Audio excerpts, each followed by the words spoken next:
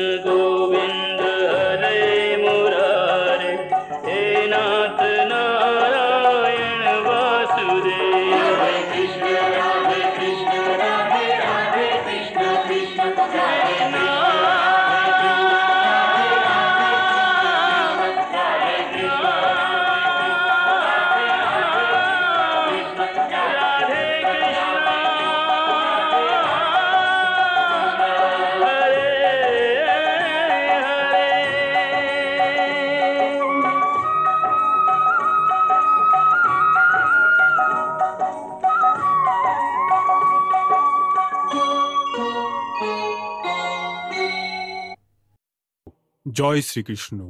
এখন আমরা বিরাট স্বরূপের আগের কথা আপনাদের শোনানো আরম্ভ করব। শ্রীকৃষ্ণ গীতার 11 অধ্যায়ে অর্জুনকে নিজের বিরাট স্বরূপের দর্শন করিয়েছেন। এরপরে গীতার 7 অধ্যায় এখনো বাকি আছে, সুতরাং সবচেয়ে আগে আমরা গীতার বাকি অধ্যায় আপনাদের দেখাবো। তারপর মহাভারত যুদ্ধের ওই অংশ দেখাবো যার মধ্যে শ্রীকৃষ্ণের প্রধান ভূমিকা ছিল, যেখানে উনি নিজের পার্থসারথী রূপের কর্তব্য পালন করেছেন। তারপর পাণ্ডবদের রাজ্য অভিষেক করে উনি ওদের আবার কুরুক্ষেত্রে নিয়ে আসেন, যেখানে ভীষ্ম পিতামহ তীরের সাহায্যে শুয়ে মৃত্যুর প্রতীক্ষা করছিলেন। ওখানে শ্রীকৃষ্ণ বলার পর ওই দিব্য মহাপুরুষ ভীষ্ম পিতামহ পাণ্ডবদের যে অন্তিম উপদেশ দেন আর তার সাথে যে জ্ঞান শিক্ষা দেন, তার এত বড় উদাহরণ সম্পূর্ণ সংসারে আর কোথাও নেই। জ্ঞানী লোকেরা তো ওই উপদেশকেই গীতার মতোই গুরুত্ব দেয়। ওই শান্তি পরবের পর ভগবান শ্রীকৃষ্ণের মানব লীলার একটি এত সুন্দর ভাগ আছে, যেখানে উনি এই পৃথিবীতে যা কিছু করেছেন ওই সমস্ত কর্মগুলিকে এক এক করে একত্রিত করলেন। মাতা পিতা ছাড়াও নিজের যাদব কুলের সমস্ত আত্মীয় স্বজনদের কল্যাণের রাস্তা দেখালেন। আর যখন প্রয়োজন হয়েছে অধর্ম, অন্যায় এবং অহংকারকে নষ্টও করেছেন। মহাভারতের যেই যুদ্ধের ময়দানে শ্রীকৃষ্ণ গীতা শুনিয়েছেন, ওই ভয়ঙ্কর মহাযুদ্ধের প্রধান কারণ কি ছিল, ওই মহাবিনাশের বীজ কোথায় পড়েছে, এই বীজ তখন জন্ম নেয় যখন দুর্যোধনরা পাণ্ডবদের উন্নতি এবং প্রগতি সহ্য করতে পারত না। সেই জন্য দুর্যোধন ওদের প্রাণ নেবারও চেষ্টা করেছে।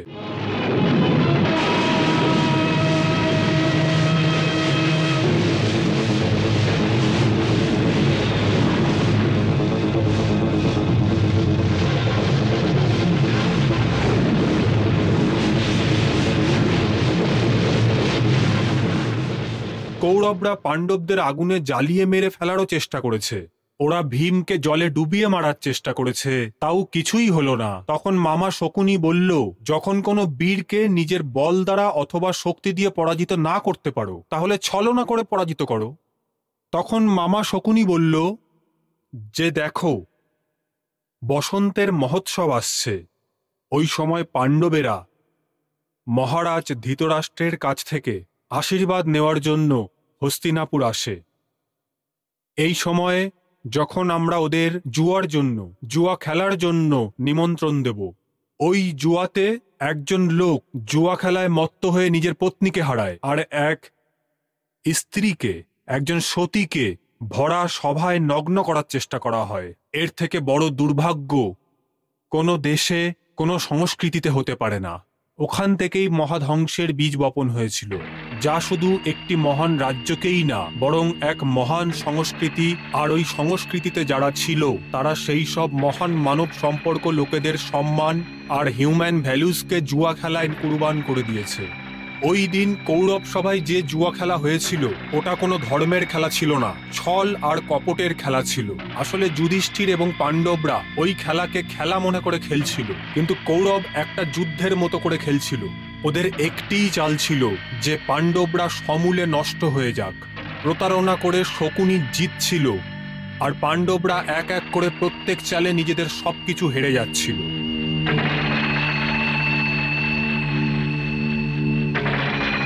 প্রভু, পাশা খেলা কত ধ্বংসাত্মক হয় এটা জানা সত্ত্বেও ধর্মরাজ যুধিষ্ঠিরের মতো মহান জ্ঞানীও পাশার মতো মহা বিনাশকারী খেলা খেলার জন্য তৈরি হয়ে গেলেন। দেবী, যে কোনো ক্ষত্রিয় দ্যুত এবং যুদ্ধ কে আড়াতে পারবে না। ক্ষত্রিয় ধর্ম এই যে যখন কোনো ক্ষত্রিয়কে যুদ্ধ এবং জুয়ার জন্য আহ্বান করা হয়, তখন ও বারণ করতে পারবে না, কারণ জুয়াও এক ধরনের যুদ্ধই। দ্যুত এবং যুদ্ধ দুটোরই পরিণাম খুব বিনাশকারী হয়। তাও ক্ষত্রি দ্যুত খেলার জন্য নিজেকে আটকাতে পারে না।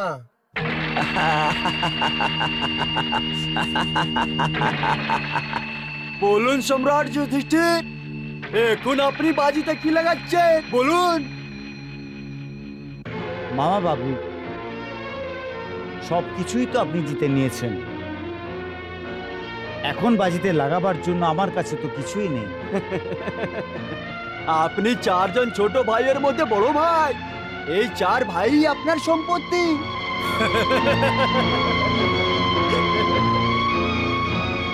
11 মামু 11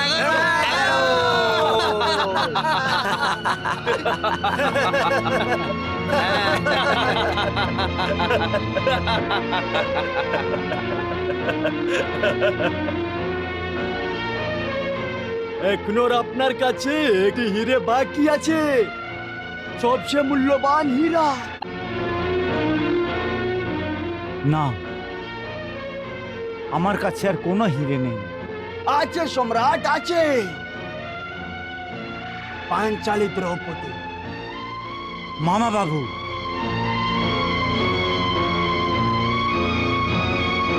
হ্যাঁ, দ্রৌপদী।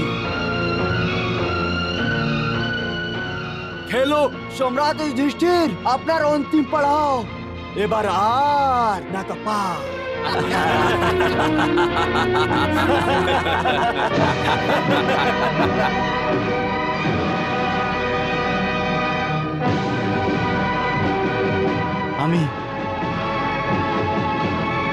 আমি দ্রৌপদীকেও বাজিতে লাগাচ্ছি। দ্রৌপদী, দ্রৌপদী অবশ্যই আসবে ভাগ্নে, অবশ্যই আসবে। পারো মা বাবু, পারো। না, केश पकड़ कर पांचाली के दुशासन ले चला ऐसे, वृक्ष की बेल घसीट के कोई। না, ना।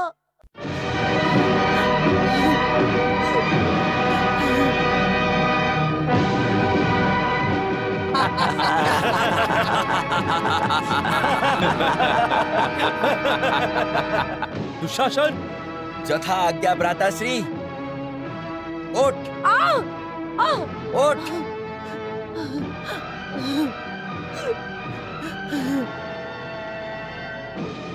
এসো দ্রৌপদী, এসো, এসে আমার কোলে বসে পড়ো।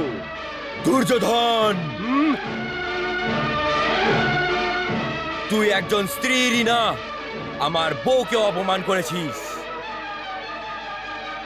আমি এই সভায় প্রতিজ্ঞা করছি যে যে উরুতে তুই আমার স্ত্রীকে বসার জন্য আদেশ দিয়েছিস, ভগবানের দিব্যি, আমি ওই উরুকে নিজের গলা দিয়ে ভেঙে ফেলে দেব।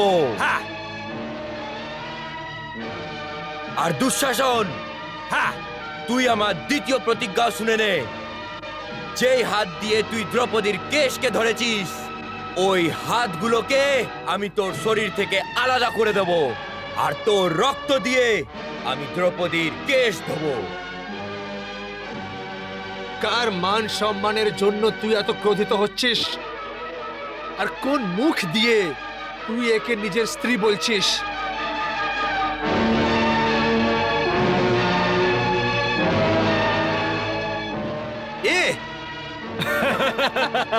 আরে এ তো পাঁচ জনের স্বামীর স্ত্রী আছে।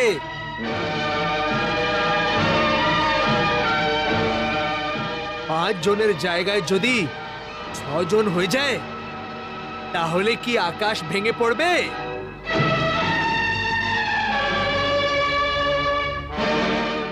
দুঃশাসন,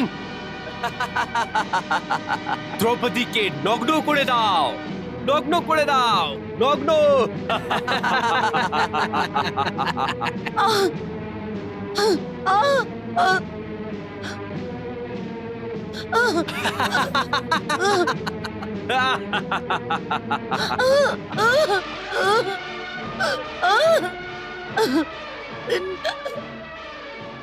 না না,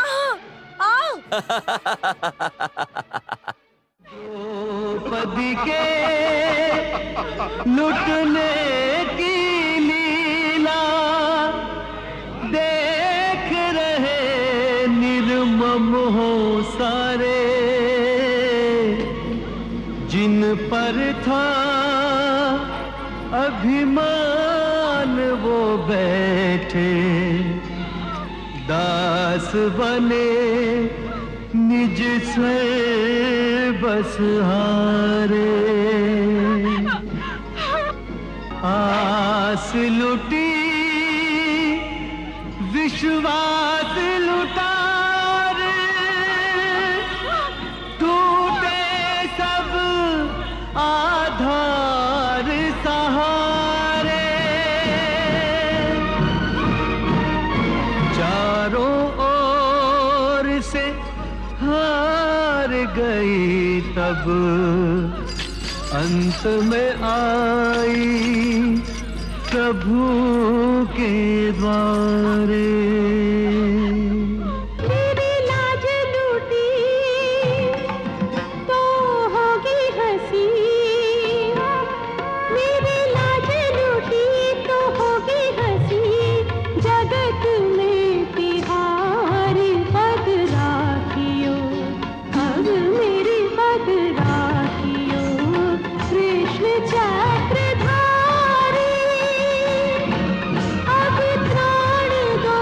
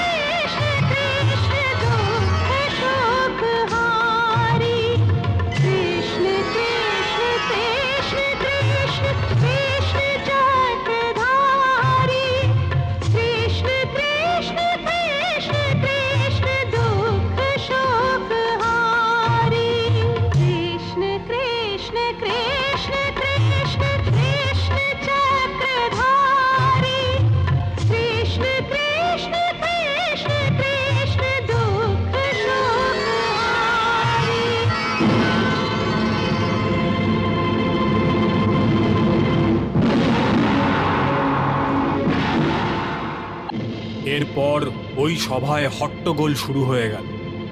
প্রত্যেকটি লোক নিজের মতো করে ব্যাখ্যা করতে শুরু করলো।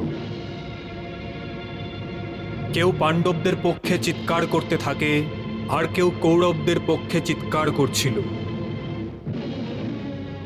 শেষ পর্যন্ত একটি ফয়সালা নেওয়া হয় যে পাণ্ডবরা 12 বছরের জন্য বনবাস আর 1 বছরের জন্য অজ্ঞাতবাসে যাবে। শর্ত এটাও রাখা হয় যে যদি অজ্ঞাতবাসে ধরা পড়ে যায় তাহলে ওদের আবার 12 বছরের জন্য বনবাস আর 1 বছরের জন্য অজ্ঞাতবাসে যেতে হবে। এমনকি পাণ্ডবরা নিজের জ্যৈষ্ঠ পিতাশ্রীর আজ্ঞা অনুযায়ী নিজেদের রাজ্যের বস্ত্র ত্যাগ করে বনবাসে যাবার জন্য প্রস্তুত হয়ে যায়।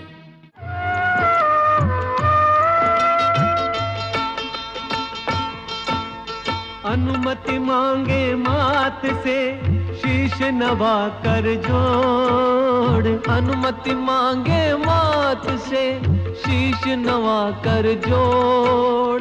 भारी मन से जा रहे मातृभूमि को छोड़, राजा दास बने अनुजों संग राजा दास बने।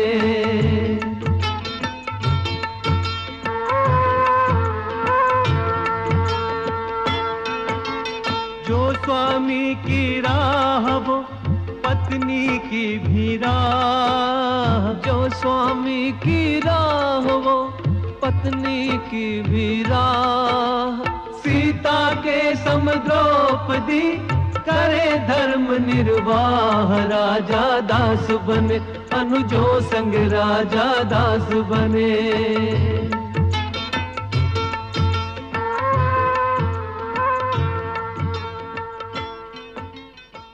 মামা বাবু, আমার এই ব্যাপারে সম্পূর্ণ বিশ্বাস যে যে দুইতের আগে আপনি জাদু মন্ত্র দিয়ে পাশাগুলিকে বশীভূত করে নিয়েছিলেন। সেই জন্য এই পাশাগুলি আপনার ইশারায় নাচছিল। একটু আস্তে বলো যমরাজ, কন একটু আস্তে। শুনো নাকি তুমি যে দেওয়ালেরও কান হয়? যদি শকুনি মামার ষড়যন্ত্রের কথা কেউ জেনে যায় তাহলে অনর্থ হয়ে যাবে, অনর্থ। আর কোনো অনর্থ হবে না মামা বাবু, না। এবার আমাদের কেউ কিচ্ছু করতে পারবে না। এবার আমরা রাজা হয়ে গেছি, রাজা। পাণ্ডবরা জঙ্গলে গিয়ে হতাশ হয়ে পড়েছিল, কিন্তু শ্রীকৃষ্ণ ওদের ভরসা দিয়ে সাহস প্রদান করেন এবং ওদেরকে কৌরবের কুটিল চালের সম্বন্ধেও অবগত করেন। আসলে কৌরবরা এটাই চাইতেন যে পাণ্ডবরা হতাশ এবং শক্তিহীন হয়ে যাক। কৌরবদের এই চালকে ব্যর্থ করার জন্য শ্রীকৃষ্ণ পাণ্ডবদের বলেন যে 13 বছরের বনবাস আসলে তোমাদের জন্য বিধির উপহার। সেই জন্য বিধির এই উপহারের লাভ উঠিয়ে পাণ্ডবদের নিজেদের শক্তি, নিজেদের সাহস বাড়াতে হবে।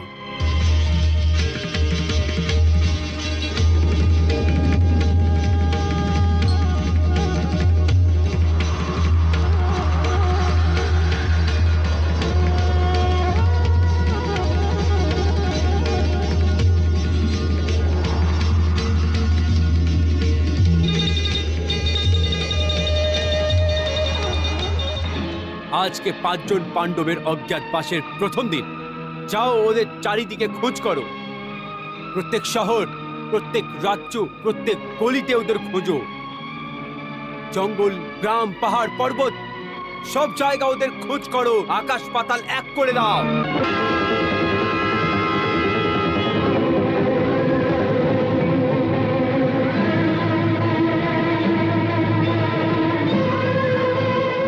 পাণ্ডবরা পাওয়া যাচ্ছে না। মামা বাবু, এখন কি হবে? কি হবে? একদিকে দুর্যোধন এবং ওর গুপ্তচর পাণ্ডবদের খোঁজার জন্য পৃথিবীর বুকে প্রত্যেক জায়গায় তালাশ করছিল, অন্যদিকে ওই পাণ্ডবরা বিরাট নগরের রাজার মহলে রাজার দাস হয়ে অজ্ঞাতবাস কাটাচ্ছিল। সম্রাট যুধিষ্ঠির কঙ্ক ভাটের নামে রাজাদের দাস হয়ে চৌসর খেলার মাধ্যমে রাজার মনোরঞ্জন করতেন, আর গদাধারী ভীমসেন রাজমহলের রান্নাঘরে পল্লব নামের রাঁধুনি হয়ে ভোজন তৈরি করতেন। উর্বশীর শ্রাপের অনুযায়ী অর্জুন 1 বছরের জন্য পুরুষত্বহীন হয়ে যায়। সেই জন্য বৃহন্নলা নামের নার্তকী হয়ে রাজকুমারী উত্তরাকে নৃত্যের শিক্ষা দিচ্ছিলেন। নকুল তান্তিপাল হয়ে ঘুরসারে ঘোড়াদের দেখাশোনা করত, আর সহদেব তন্তি নামে গৌশালাতে কাজ করত। আর রানী দ্রৌপদী সাইরম্ভেরি হয়ে মহারানীর কেশ শৃঙ্গারের কাজ করতেন। কি ব্যাপার প্রভু, আজ আপনি খুব প্রসন্ন মনে হচ্ছে? হ্যাঁ দেবী, আজকে পাণ্ডবদের 13 বছরের প্রতীক্ষা শেষ হতে চলেছে না দেবী।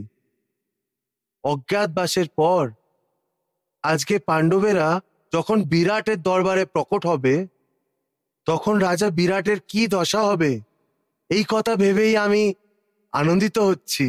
আপনি চক্রবর্তী সম্রাট যুধিষ্ঠির নিজের 4 জন ছোট ভাইদের সাথে আমার এই রাজমহলে দাস হয়েছিলেন। আমি আপনার সেবা করার বদলে আপনাকে দিয়ে সেবা করিয়েছি। এইসব আমি অজ্ঞানবশত করেছি। এই ভুলের জন্য দয়া করে আপনি আমাকে ক্ষমা করে দিন।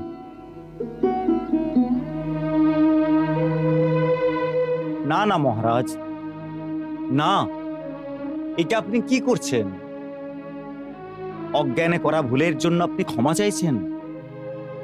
বরং আমাদের না চিনতে পারা আমাদের জন্য উপকারী হয়েছে। যদি চিনে ফেলতেন তাহলে এখানে লুকিয়ে থাকা মুশকিল হয়ে যেত, আর অজ্ঞাতবাসের সময় ধরা পড়ে যেতাম।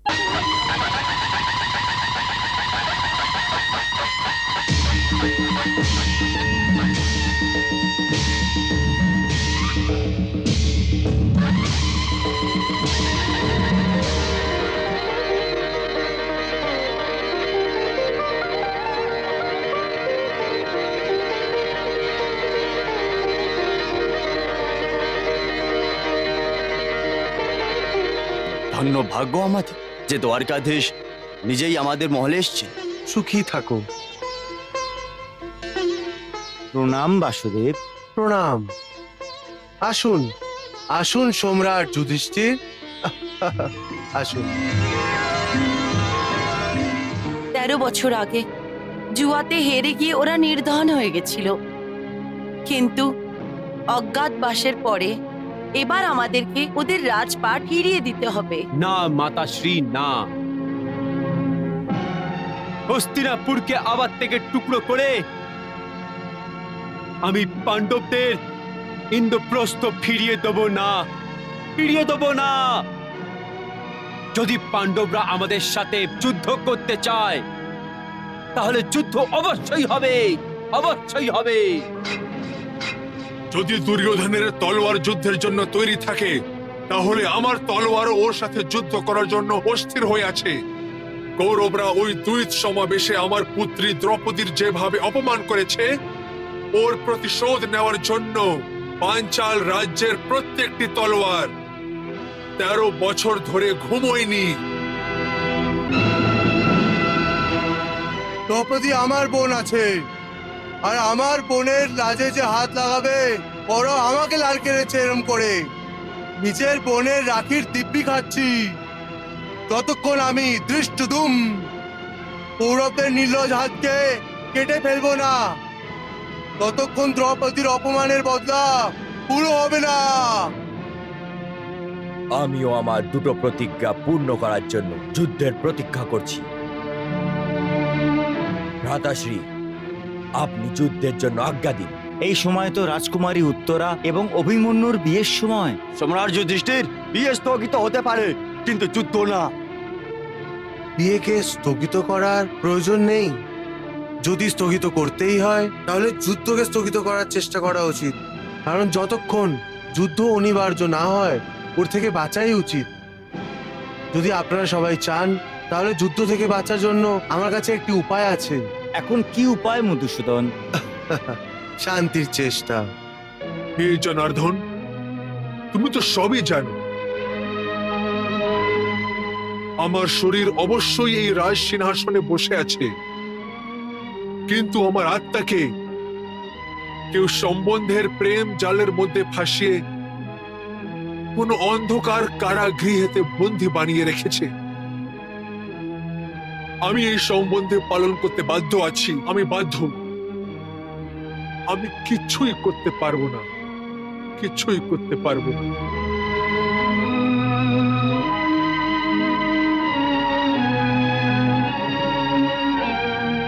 মহারাজ ধৃতরাষ্ট্র, আপনি আপনার বাধ্যতার দুঃখ বলে নিজের কর্তব্য থেকে পেছনে হতে পারবেন না, ওর থেকে পালাতে পারবেন না। আপনি একটি রাজা, একজন রাজা, আর রাজা কাউর অধীনে থাকে না, আর কাউর বন্দী হয়ে থাকে না, বরং ওকে বন্দী বানিয়ে নেয় যে অন্যদের অধিকারকে কেড়ে নিতে চায়। ভাগ্নে, শ্রীকৃষ্ণ তো এখন শান্তির ভাষা ভুলে গিয়ে যুদ্ধের ভাষা বলছে। ও দূতের মর্যাদার উল্লঙ্ঘন করছে। ও জামাই বাবুকে আমাদের বিরুদ্ধে শত্রু বানিয়ে আমাদের বন্দী বানাতে চায়। হ্যাঁ, আরে এ কি আমায় বন্দী বানাবে?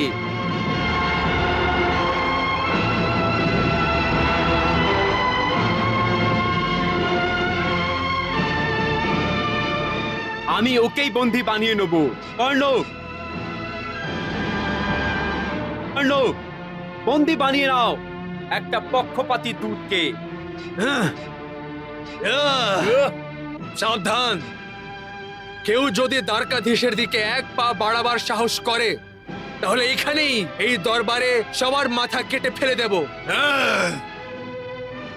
ছাড়তে কি, বসো।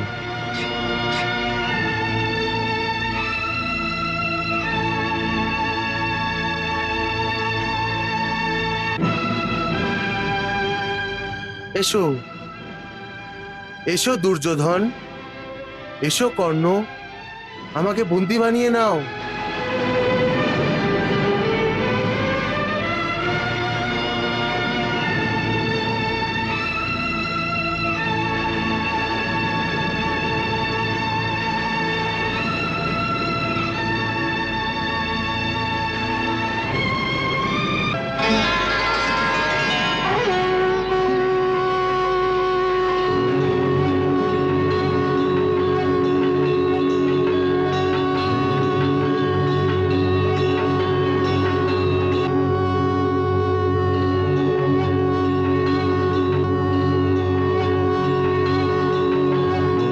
জয় শ্রীকৃষ্ণ।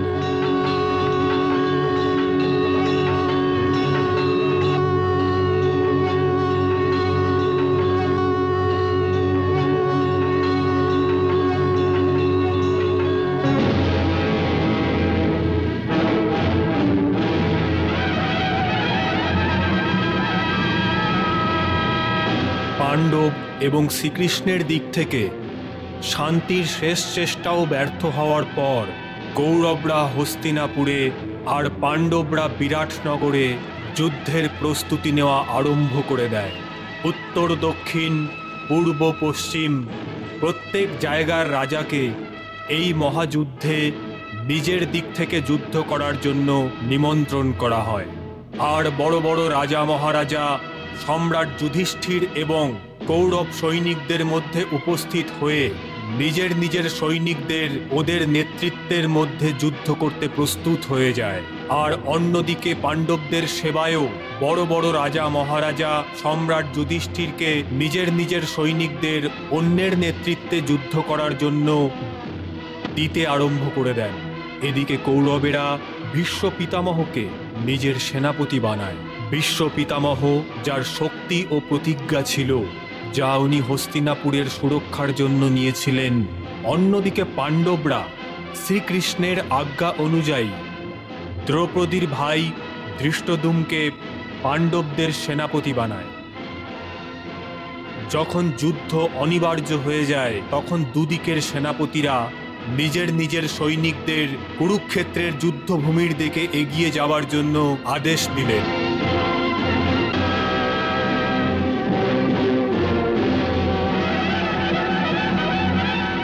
আমি পিতামহ ভীষ্ম, কৌরবদের সেনাপতি, নিজের সমস্ত সেনাকে কুরুক্ষেত্রের দিকে প্রস্থান করার আদেশ দিচ্ছি। এই মহাভয়ঙ্কর যুদ্ধকে স্থগিত করার প্রতিটি চেষ্টা যখন ব্যর্থ হতে থাকে, তখন দুই দিকের সৈনিকেরাই মহাধ্বংসের দিকে এগিয়ে যেতে আরম্ভ করে দেয়। অশ্বারোহী, পায়ে হেঁটে সৈনিক এবং হাতির দল যুদ্ধভূমিতে আস্তানা গাড়ার জন্য এগিয়ে যাচ্ছিল। যোদ্ধাদের সংখ্যা দেখে এমন মনে হচ্ছিল যেন কুরুক্ষেত্রে যোদ্ধাদের বন্যা এসে গেছে এবং ওটা সমস্ত যুদ্ধভূমিকে ঢেকে নিয়েছে। এই মহাধ্বংসাত্মক যুদ্ধকে থামানোর জন্য প্রত্যেক দিক দিয়ে চেষ্টা করা হয়েছিল, কিন্তু মানুষ তার ইচ্ছে মতো যাই করুক না কেন, ভাগ্য যে ঘটনা নিশ্চিত করে দিয়েছে তাকে কেউই আটকাতে পারে না। একেই বলে ভাগ্যের খেলা।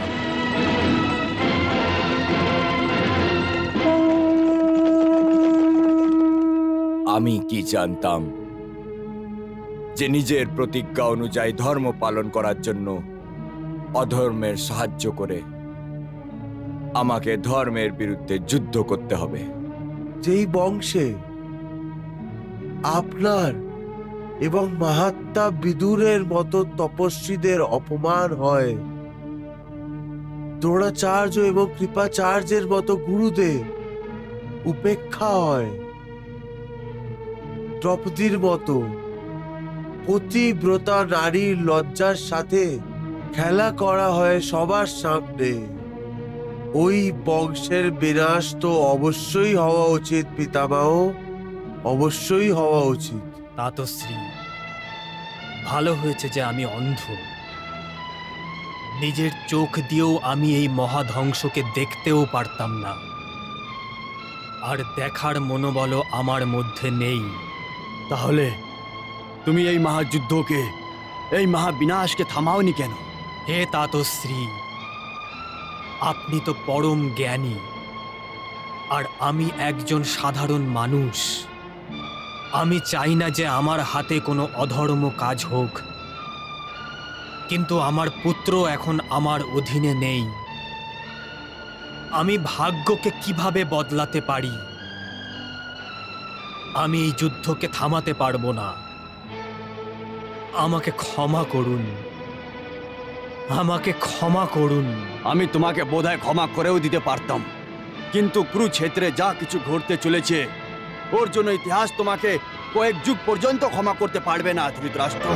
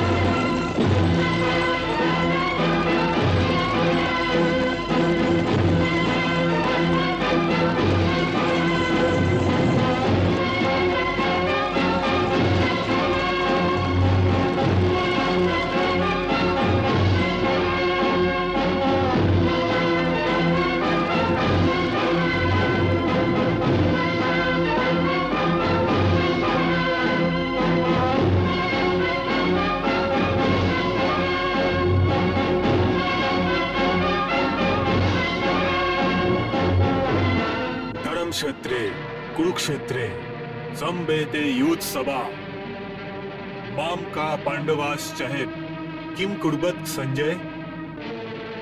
হে সঞ্জয়, কুরুক্ষেত্র যাকে ধর্মক্ষেত্রও বলা হয়, ওখানে যুদ্ধ করার ইচ্ছা নিয়ে যারা একত্রিত হয়েছে, আমার পুত্র এবং পাণ্ডব পুত্ররা কি কি করেছে এটা তুমি আমাকে জানাও।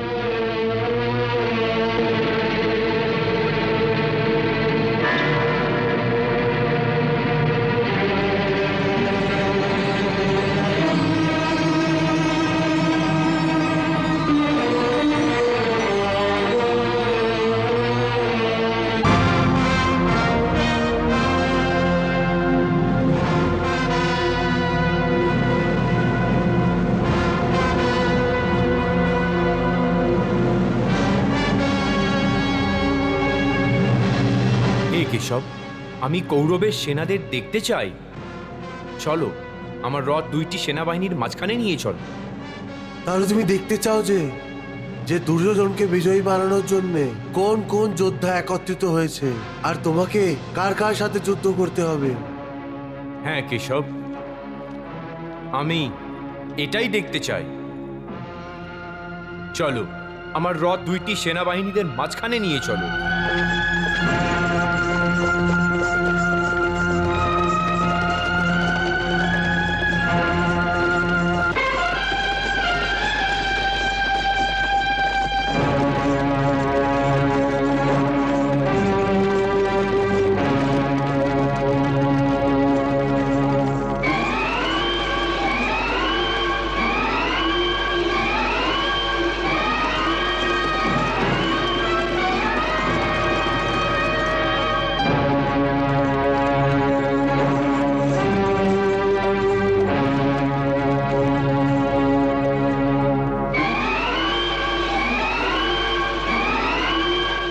অর্জুন, তোমার ইচ্ছা অনুযায়ী আমি তোমার এই রথ দুটো সেনার মাঝখানে নিয়ে এসেছি।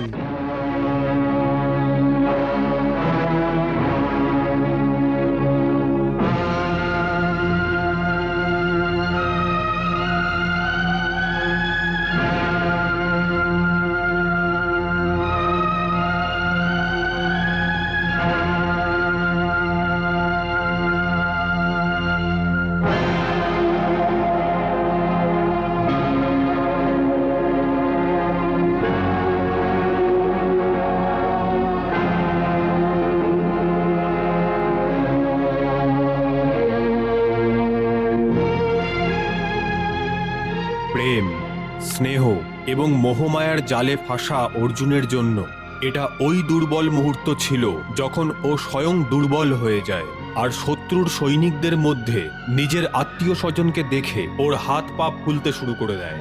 ওর আত্মবিশ্বাস দুর্বল হতে শুরু করে। যুদ্ধের চিন্তা না করে ও আবেগে ভেসে যায়। এই সময় ভাবার জন্য নয়, যুদ্ধ করার সময়। তোমার গান্ডীবের তনকাজ শোনার জন্য শুধু এই যুদ্ধভূমিই না, বরং আকাশে বসে দেবতারাও প্রতীক্ষা করছে। উনি দেখতে চান যে তুমি কি ধরনের বীরতা দিয়ে যুদ্ধ করবে। অর্জুন এটা ভেবে মাথা থেকে পা পর্যন্ত কেঁপে ওঠে আর ওর কল্পনা শক্তি ওকে ওই ভয়ঙ্কর দৃশ্য দেখিয়ে দেয় যে ও নিজের শত্রুদের বধ কি করে করে।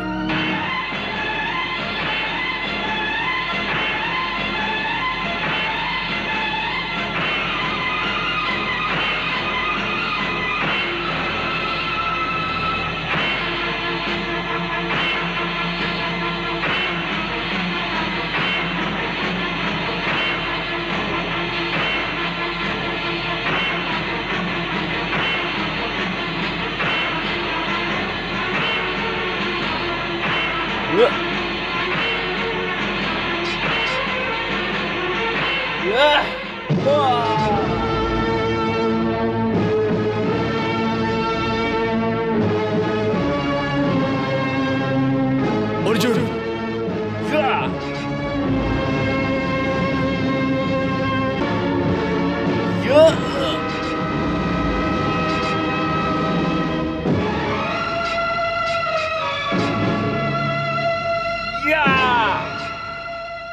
নিজের কুলের সংহার করেছো। মহাপাপী, তুমি নিজের বোনেদেরকে বিধবা বানিয়েছো। না না তুমি পাপী, তুমি নিজের বোনেদেরকে বিধবা বানিয়েছো। না কৃষ্ণ না, আমি কারোর রক্ত দিয়ে নিজের হাত রঙিন করতে পারবো না। আমার আত্মা তো ওই দৃষ্টির কল্পনা করেই কেঁপে উঠছে। কৃষ্ণ, আমি নিজের আত্মীয় রক্ত কি করে প্রবাহিত করতে পারি? কি করে প্রবাহিত করতে পারি? যেই প্রীতমার হৃদয় দিয়ে আমার জন্য প্রেমের স্নেহের গঙ্গা সর্বদা প্রবাহিত হতো, ওই প্রীতমার হৃদয়ে তলোয়ার দিয়ে আমি কি করে রক্ত প্রবাহিত করতে পারবো? আমি কোনো দৈত্য না যে আমি নিজের লোকেদের রক্ত দিয়ে স্নান করব। এটা আমি কখনো করতে পারবো না, কখনো না। পার্থ, তুমি এদের আপনজন মনে করো, সেই জন্য তুমি এদেরকে মৃত্যুর ঘাটে পাঠাতে পারছো না। কিন্তু যদি তুমি এদের মৃত্যুর ঘাটে না পাঠাতে চাও, তাহলে এরা অবশ্যই তোমাদের সবাইকে মৃত্যুর দ্বারে পাঠিয়ে দেবে। এ মধুসূদন, যদি ওরা আমাকে মারতে চায় তাহলে মারতে দিন, আমার ওর জন্য কোনো চিন্তা নেই। কিন্তু আমি আপনজনদের মেরে এই পাপ কি করে করব? হে কেশব, তুমি তো জানোই কুল ধর্ম বিনাশ হয়ে গেলে সনাতন কুল ধর্মের বিনাশ হয়ে যায়, আর ধর্মের নাশ হয়ে গেলে সম্পূর্ণ কুলে পাপ এইভাবে ছড়িয়ে যায়। যেমন কোনো প্রাণঘাতক রোগ মনুষ্যের শরীরে ছাড়িয়ে যায়, আর ওই ছাড়ানো পাপের কারণে ওই বংশের স্ত্রী দূষিত হয়ে যায়, আর স্ত্রীর দূষিত হয়ে যাবার জন্য বর্ণসংকট সন্তানের উৎপত্তি হয়, আর বর্ণসংকরের পাপের জন্য সমস্ত বিনাশ লোক নরকের অধিকারী হয়ে যায়। সেই জন্য আমি যুদ্ধ করব না, আমি যুদ্ধ করব না।